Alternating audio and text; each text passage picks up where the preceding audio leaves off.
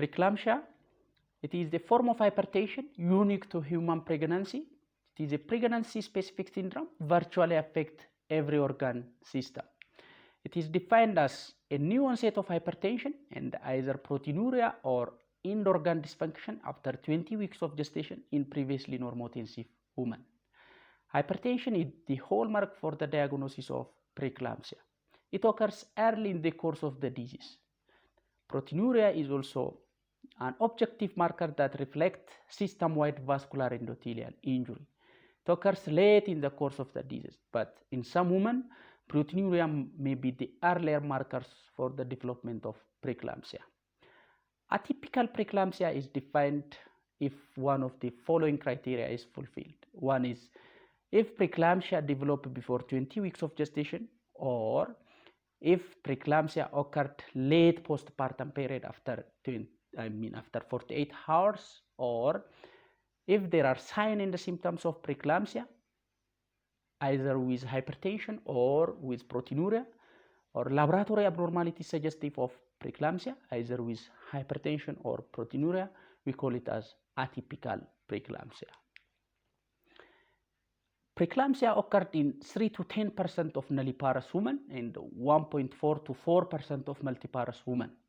The exact reason why preeclampsia is common in nulliparous women is not known, but one of the theories are the immune system of nulliparous women were poorly exposed to the paternal antigen. This lack of exposure to the immune resistance predisposed the woman for the development of preeclampsia. The classification of preeclampsia as mild and severe is said to be misleading because apparently mild preeclampsia can rapidly progress to severe disease at any time. So these classifications were currently not used in a clinical practice. Rather, the American College of Obstetrician and Gynecologists in 2003 recommend that the classification of preeclampsia should be those with severe features and those without severe features. So mild preeclampsia no more used in a clinical practice. So let us see the criteria to define preeclampsia with severe features. So if the blood pressure is in a severe range, 2 times as we said 30 minutes apart, we said this is one of the severity features. The other is a new onset of persistent cerebral symptoms, commonly headache, which was not responding to the traditional analgesia, we said one of the severity features, or visual symptoms like blurring of vision, scotomata, diplopia can be a sign of severity features. Evidence of impaired liver enzyme, it can be moderate to severe persistent epigastric or right upper quadrant pain, not responding to medications or not attributed to other diagnoses, can be the evidence of impaired liver functions, or elevated liver enzyme like SGOT and SGPT, 2 times the upper limit of normal, we considered as a severity features. Progressive renal insufficiency evidenced by serum creatinine greater than 1.1 milligram per dl, or serum creatinine 2 times doubled from the baseline. In the absence of the other cause of renal disease, we said there is a progressive renal insufficiency as a severity features. Pulmonary edema, which can be manifested with cough with frozen sputum, shortness of breath, affecting 2 to 5% of a woman with preeclampsia with severe features, can be considered as a severity features. The other is thrombocytopenia. The overt one, if it is less than 100,000 per microliter, should be considered as severity features. The following criteria were previously used to diagnose preeclampsia with severe features, but currently they were taken out from the criteria. These are the massive proteinuria, 24-hour urine protein greater than 5 grams were previously used as severity features, but currently it is no longer used since proteinuria is poor predictors of the pregnancy outcome in preeclamptic women, so it was out. The other is IUGR. The management of IUGR in preeclamptic and the non-preeclamptic woman is almost similar. That's why it was taken out. The other is the presence of oliguria is no longer used as severity features. There are several risk factors that predispose a woman for the development of preeclampsia. One is nulliparity, especially the young nulliparous women, those who have limited sperm exposure with the same partner before conception have high risk of developing preeclampsia. The extreme age greater than 40 years, less than 20 years. The black race studies found that the preeclampsia had ethnic and related to race. In one study, the incidence of preeclampsia in white is said to be 5%. In Hispanic women, it was found to be 9%, and in African Americans, it was found to be 11%. If the previous pregnancy is complicated by preeclampsia, the risk of recurrence is very high. It is said to be compared with normotensive woman. If a woman have previous pregnancy complicated by preeclampsia, it has 8-fold risk of recurrence, especially those with early onset severe preeclampsia. A woman who had second trimester severe preeclampsia, the risk of recurrence is 25 to 65% risk of recurrence. If a woman had previous pregnancy complicated by preeclampsia without severe features, it was 5 to 7% risk of recurrence.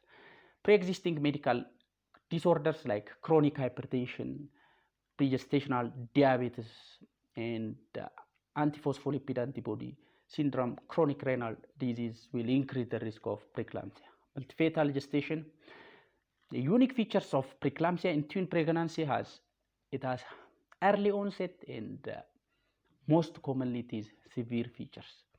Prolonged interpregnancy interval greater than 7 years is also increase the risk of recurrence. Pregnancies with the male fetus, obesity. Obesity is related to insulin resistance, so that it increases the risk of preeclampsia. Previous pregnancy complicated by fetal growth restriction, abruptio placentae, or IFD is also the other risk factor. The partner-related factors, partner who fathered one preeclamptic pregnancy, the chance of fathering the other preeclamptic pregnancy with the other woman is 2-fold higher. In vitro fertilization, HIV seropositivity are also the other risk factors. There are some protective factors for preeclampsia. One is smoking. Even though smoking increased several adverse pregnancy outcomes, is said to be protective for preeclampsia. The exact mechanism is not known, but it affects the thrombomodulin metabolism. The other is previous history of abortion, whether induced or spontaneous. Previous history of normal pregnancy with the same partner is said to be protective, but this protective effect is lost when the interpregnancy interval is longer. The other is prolonged sperm exposure with the same partner before conception, said to be a woman who used barrier contraceptive method for a longer period of time before conceptions are high risk of developing preeclampsia. So let us see the etiopathogenesis. The etiology of preeclampsia remains unknown. Preeclampsia is said to be a disease of theory. There are several theories associated with the etiology of preeclampsia, which were listed here. One is the abnormal trophoblastic invasions or poor implantations, coagulation abnormalities, cardiovascular maladaptation, genetic predispositions, and the others. All these etiologic factors will result in preeclampsia by causing systemic vascular endothelial injury, which results in vasospasm, extravasation of plasma, and embolic and thrombotic phenomena. So the pathophysiologic changes of preeclampsia occurred early in the pregnancy before the clinical manifestations appear. It is said to be a consequence of systemic vascular endothelial injury with resultant vasospasm, transudation of plasma, thrombotic and embolic phenomena. The fetus is not a requisite for preeclampsia to develop. Rather, a chorionic villi is the most important factors for the development of preeclampsia. It is not necessary to be intrauterine because there are case reported preeclampsia that occurs with abdominal ectopic pregnancy. If these pathologic changes are terminated by delivery, they will lead to multi-organ involvement. Let us see the effect of preeclampsia on different organs. Let us start from the cardiovascular system. It causes diastolic dysfunction in 40 to 45% of the women. So when we say diastolic dysfunction, the heart fails to relax and feel properly. This diastolic dysfunction may even take around 4 years to resolve. In a woman with normal cardiac functions, this diastolic dysfunction has no consequence. It doesn't cause anything. So it is only picked by echocardiography. The other is hematologic changes. Hemoconcentration is one of the commonest features. This is mainly because of the vasospasm and transudation of plasma from the intravascular to extravascular space. This hemoconcentration is mainly marked in eclamptic women. In eclamptic women, the normal plasma, blood volume expansion, that is 40 to 50%, were almost totally lost. But in preeclamptic women with severe features, the blood volume were decreased by 9 to 10% compared with the normotensive one. A woman having these hemoconcentrations are highly sensitive to blood loss at the time of delivery, so that in preeclamptic and eclamptic women, we need to be cautious with the blood loss at the time of delivery. The other is anemia. Anemia can occur in preeclamptic as well as eclamptic women because of microangiopathic hemolysis. Thrombocytopenia is the most common hematologic manifestations of preeclampsia and eclampsia. It occurred around the overt preeclampsia, overt thrombocytopenia less than 100,000. It occurs around 36% of a woman with preeclampsia with severe features, and when it is mild, less than 150,000, it occurred in around 50% of a woman with preeclampsia with severe features. The exact etiology of thrombocytopenia is not known, but is said to be because of the immunologic phenomena. The other said because of the platelet activations and aggregations at the site of vascular endothelial injury. The other said because of hemolysis, the thrombocytopenia.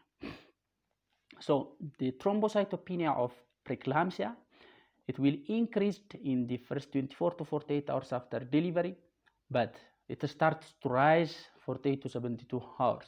Almost it normalized within 3 to 5 days. But if the platelet count continue to decrease after 3 to 5 days, it is unlikely to be attributed by preeclampsia. The other cause of thrombocytopenia should be considered. The other is hemolysis. So let us see the effect on the kidney. Because of the vasospasm and the glomerular capillary endotheliosis, the glomerular filtration rate in preeclamptic women is decreased by 25% compared with normotensive women. For this reason, the serum uric acid level is increased in preeclamptic women, but it is not used for the diagnosis and the management purpose because of this non-specificity. The other is the effect on the liver. It can cause hemorrhagic infarction, hepatic hematoma, which subcapsular hematoma may expand and rupture. But the liver is not the primary site for the preeclampsia to be involved. It occurs only in 10% of the cases. The other is the brain. The vasogenic and cytotoxic cerebral edema can occur, so resulting in several cerebral visual manifestations. Scotomata, blurring of vision, transient blindness can occur. So let us see the clinical manifestations. So the time of diagnosis. So most of the women with preeclampsia were diagnosed after greater than or equal 34 weeks of gestation and intrapartum. This is around 80 to 85% of the cases. We call it as late onset preeclampsia. The early onset preeclampsia is when preeclampsia diagnosed before 34 weeks of gestation. We call it as early onset preeclampsia. It occurred in 10% of the cases, and when preeclampsia occurred diagnosed for the first time in the postpartum period within 48 hours, it occurred in 5% of the cases. Preeclampsia can manifest either maternal or fetal syndrome. If this is a maternal manifestations, cerebral and visual symptoms are common. Epigastric right upper quadrant pain, nausea, vomiting, dyspnea, oliguria can also occur. Fetal manifestations are fetal growth restriction, oligohydramnios, abruptio placentis, stillbirths, preterm deliveries are common. These are the routine laboratory abnormalities for a woman suspected to have preeclampsia. CBC, renal function test, liver enzyme, urine protein, coagulation profile should be done. Let us see the management of a pregnant woman with preeclampsia without severe features. The primary objective in the management of all women with preeclampsia, the first thing, the safety of the mother, then followed by delivery of a mature newborn that do not require prolonged hospitalization. So, if a woman with preeclampsia without severe features diagnosed at term, it is an indication for delivery, since delivery is a definitive treatment of preeclampsia. If it is diagnosed preterm, expectant management is considered. This expectant management this woman, most of them can be managed as an outpatient if the woman is compliant. If the woman is not compliant or far from the treating health facilities, it can be an indication for admission. During treatment, the woman should be counseled about the symptoms of severe features like headache, epigastric pain, cough, decreased urine output. All these things should be counseled, and the woman should report these things early. The maternal and fetal surveillance is the very important component. So when we say the maternal surveillance, the woman should be the symptoms of severe features should be reviewed, the blood pressure should be taken, and the laboratories like CBC, renal function test, liver enzyme, coagulation profile, if there is thrombocytopenia or abruption, should be followed. And the fetal surveillance, the fetal kick count daily, biophysical profile, non-stress tests should be taken weekly, and dietary salt restriction and the physical activity restriction is not recommended.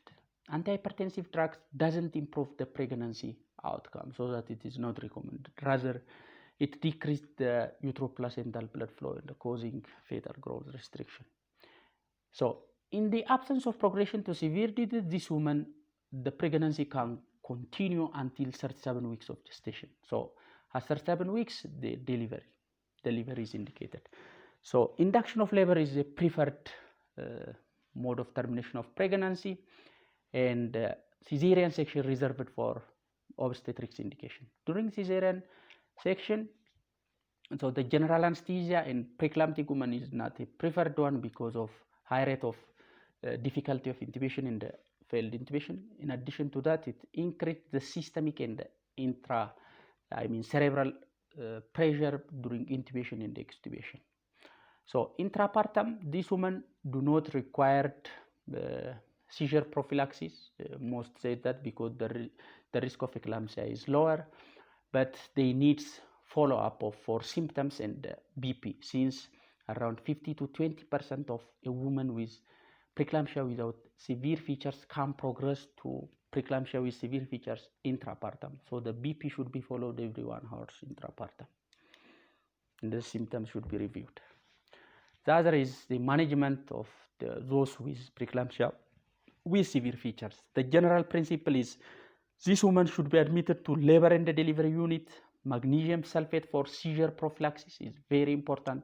Antihypertensive medications if the BP is in the severe range, or if the woman had severe thrombocytopenia, the systolic blood pressure greater than or equal 150 or diastolic blood pressure greater than 100 is the threshold to start antihypertensive medications. So antenatal corticosteroids for fetal lung maturity if gestational age is 24 to 34 weeks.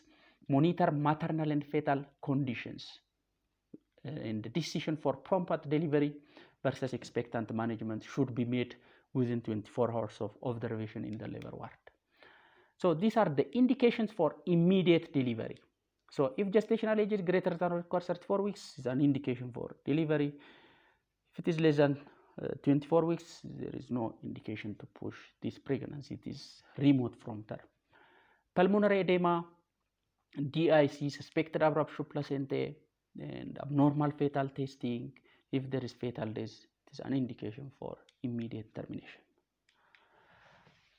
So if the woman had these conditions like persistent symptoms, help or partial help, we can have a time for completion of dexamethasone and terminate pregnancy within 24 hours of the last dose of dexamethasone. The other is conservative management for selected cases. So these conservative managements are for selected preterm pregnancies with stable maternal and fetal conditions. So it allows administration of corticosteroid for fetal lung maturity, and it gives time for fetal maturity to reduce perinatal mortality and morbidities. It has no direct benefit for the woman. It must be as an inpatient in a tertiary care hospital where there is an intensive care unit for the mother and for the neonate, since when we decide conservative management, there may be a deterioration of the mother and the fetus that may need intensive care unit. So it should be in a tertiary care hospital, better with the consultation of maternal fetal medicine specialist or under supervision of him. Who are the candidates for expectant management? So these two criteria are the candidate. Transient laboratory abnormalities. If the severity feature is by this abnormality, mean that during 24 hours of observation, if there are initial laboratory abnormalities, which was followed every 6 hours, then if it is normalized, it is an indication for conservative, expectant management. If preeclampsia with severe features is diagnosed based on BP criteria, and the BP is well controlled by antihypertensive medication, it is also an indication for expectant management. So the median time for pregnancy prolongation is 7 days. It ranges from 2 to 35 days. So a woman should be aware that the decision for expectant management should be made on daily basis, so it can be changed. If there is progression to severe features, so if there is maternal or fetal deterioration, it should be terminated at any time. Magnesium sulfate should be discontinued after 24 hours of administration. Then the woman should be transferred to the high risk ward. And in the high risk ward, maternal surveillance, daily review of symptoms, blood pressure every 4 hours, the laboratories, CBC, renal function tests, liver enzyme should be checked every day, if not twice weekly should be checked. And the fetal monitoring, daily fetal kick count, 2 times per week biophysical profile, non-stress test, and the Doppler if there is suspicion of fetal growth restriction, and also the fetal weight should be followed every 2 to 3 weeks. In the absence of maternal and fetal deterioration, the pregnancy can continue until 34 weeks of gestation. Then at 34 weeks, it is an indication for termination of pregnancy. So during termination of pregnancy, induction of labor is a preferred one, unless if gestational age is less than 30 weeks with unfavorable bishop, it is an indication for cesarean section. Otherwise, cesarean section is reserved for obstetrics indication. So intrapartum continuous electronic fetal monitoring is very important, since there is an increased risk of non-reassuring fetal heart rate pattern because of uteroplacental insufficiency and high risk of placental abruption. Intrapartum, the blood pressure should be monitored every 1 hour, and the symptoms should be reviewed. The magnesium sulfate should be administered intrapartum and the first 24 hours postpartum, since intrapartum is the highest risk of development of eclampsia. So the other important management component is the control of severe hypertension. The objective of treating acute and sustained severe hypertension that lasts more than 60 minutes is to prevent the maternal cerebrovascular and the cardiovascular complications such as hypertensive encephalopathy, stroke, and congestive heart failure and retinopathies. So antihypertensive medications are indicated if, as I said, if it is a severe form of hypertension, And the target is to make the systolic blood pressure between 140 to 155 millimeter of mercury and diastolic 90 to 105 millimeter of mercury. The ideal antihypertensive medications remains unclear, but several evidence show that the labetalol, hydralazine, nifedipine can be used for the acute control of severe hypertension. So these are the choice of antihypertensive medications. Hydralazine 5 to 10 milligram IV every 20 minutes. The maximum of 25 milligram per hour can be given. Labetalol 20 to 40 milligram IV every 10 to 15 minutes. The maximum of 300 milligram can be used. The nifedipine, the 10 to 20 milligram every 30 minutes, maximum of 50 milligram. So as a principle, if the blood pressure is not controlled with the maximum dose of one antihypertensive medication, the second antihypertensive medication can be added. For long-term treatment of hypertension, methyl dopa, like the maximum of 4 dose, can be started as 250 milligram BID. Labetalol, nifedipine can also be used. In the postpartum period, during immediate postpartum period, the woman with preeclampsia should be followed for the symptoms. The blood pressure should be followed, input output should be followed because of the high risk of development of the complications like pulmonary edema. Magnesium sulfate should be continued for at least 24 hours. Oral antihypertensive medications are indicated if the systolic blood pressure is greater than or equal 150 or diastolic greater than 100 millimeter of mercury. So the nifedipine is a preferred antihypertensive drug in postpartum period because it increased renal blood flow, so it has a renoprotective effect. But when we combine nifedipine with magnesium sulfate, there was a theoretical risk of profound hypotension and neuromuscular blockage, but studies found that it is safe to combine these drugs. This is low risk, so we can use nifedipine. Antihypertensive medication can be discontinued if the blood pressure is in normal range for 24 hours. We can discontinue, and the blood pressure should be monitored as an outpatient for 1 week or longer. Some experts recommend that the short course of Lasix, like 20 milligram per day for all women with preeclampsia with severe features, decreased the need for postpartum antihypertensive medications. Thank you for watching. If you are new for this channel, don't forget to subscribe the channel to have more videos.